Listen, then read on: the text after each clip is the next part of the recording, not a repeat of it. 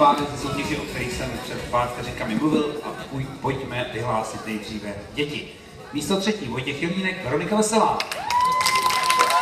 Jiskala Splnova.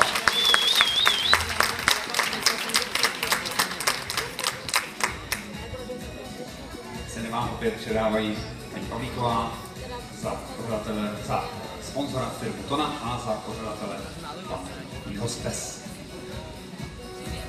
Místo 2. Vojtěch Smolucha, Tereza Javurková, Taneční klub Čermák Liberec. Pozdravujte Vlastíka, vašeho trenéra, jeho zdraví Honza Klasnička. Tak a fanfára hraje vítězům.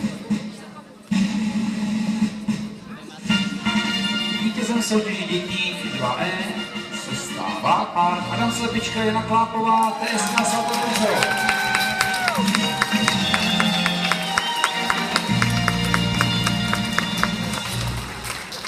Poprosím Vojtu s Veronikou, pochodíte oba dva páry více sem doprava, potom si vás rodiče najednou vyfotí, až vyhlásíme všechny 3 kategorie. Tak, nechte si tam místečko pro vítěze. A my jdeme na juniory. Místo 3. Adam Lasík, Tyma Malátková, styl 25.